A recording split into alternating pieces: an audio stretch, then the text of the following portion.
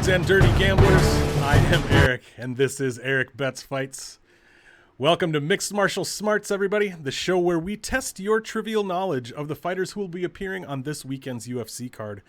This episode will be for UFC VEGAS 57, headlined by ARMAN TSARUKYAN and MATEUSZ GAMROT. However, before we jump into this week's questions, we're going to go ahead and go over the answers for last week's episode. So last week was, well, when I say last week, I mean just a couple days ago, this past Saturday, was UFC Austin Calvin Kattar versus Josh Emmett. We gave you 6 questions in last week's episode.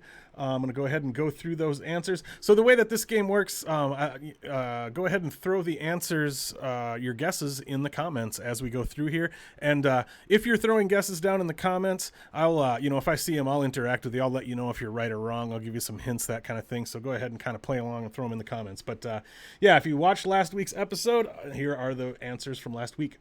Question number 1, which UFC Austin fighter said this about training with the Diaz brothers at age 19?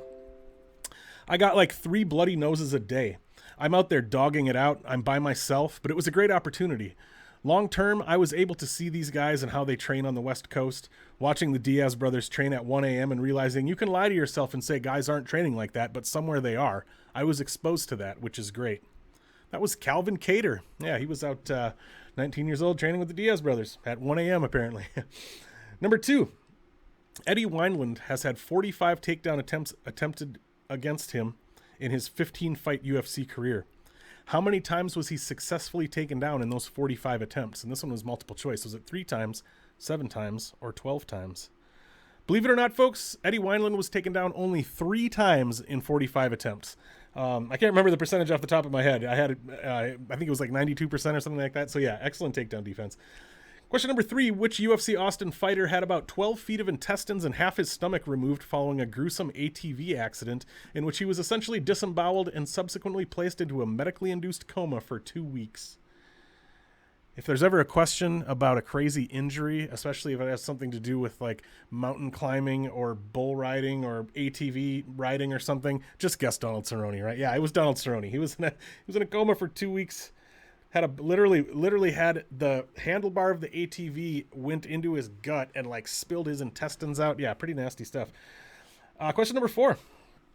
Joe Lozon won his 2006 UFC debut by KO in 48 seconds, despite being a plus 700 underdog.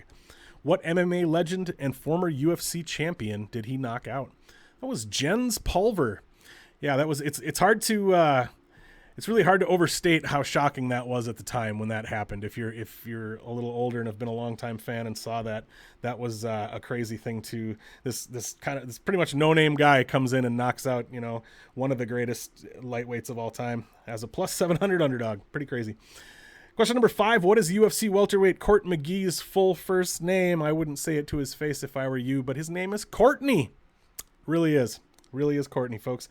His parents looked at him and said, you know what? We've got ourselves a little Courtney here, so no wonder he goes by Court.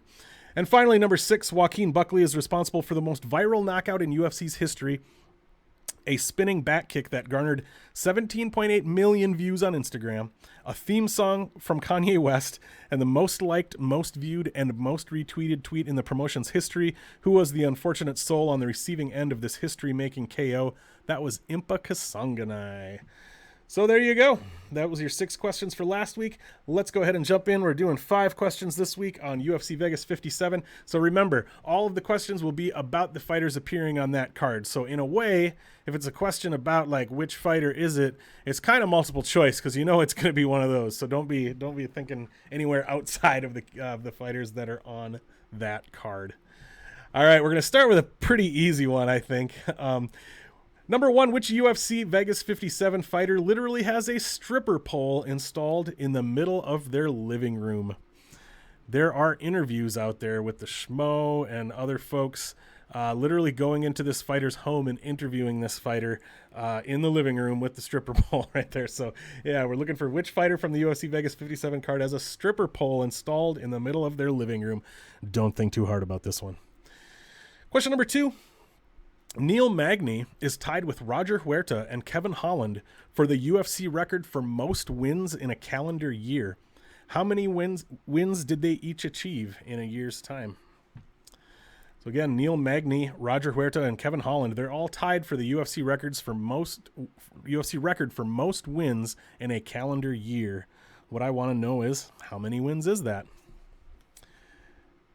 Question number 3.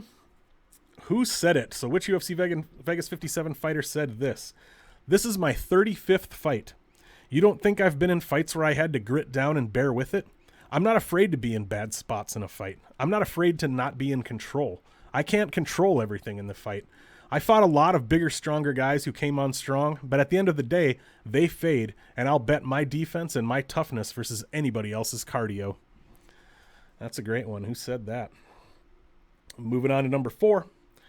Carlos Ulberg's dedication to the fight game cannot be questioned, as he turned down the lead spot on New Zealand's version of what popular reality TV show because it would interfere with his training?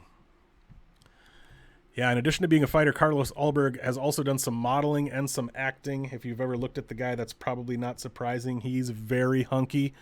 So yes, he was offered the lead role, or the lead, I guess you wouldn't call it a role on reality TV. He was offered the lead spot on a reality TV show. We're wondering which one it was.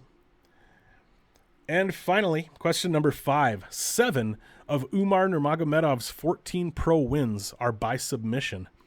How many of those 7 submission wins are rear naked chokes?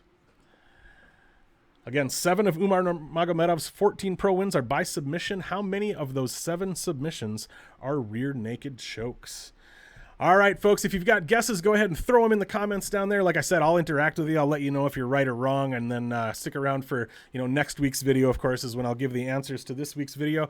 If you haven't yet, please make sure that you like this video down there. Leave comments. Like I said, please subscribe to Never Hedge Media. We've got 4 different content creators now working here using, we've all got kind of different styles. If you like the style that I do and you like the content that I put out, please do check me out at right there, Erik Betts Fights on YouTube. You can also find me at Erik Betts Fights on Twitter and on Instagram, and I have an online store and all kinds of stuff like that. But yeah, I do really appreciate you watching the video so much. Please do check out some of the other stuff here on Never Hedge. Like I said, we got 4 different guys putting out all kinds of different stuff, so take a look around. We've got a great variety of content that I think you're going to enjoy. And again, folks, I am Erik with Erik Betts Fights. Thank you so much for checking this out. I hope you enjoy the fights this weekend at UFC Vegas 57. Have a great one, everybody.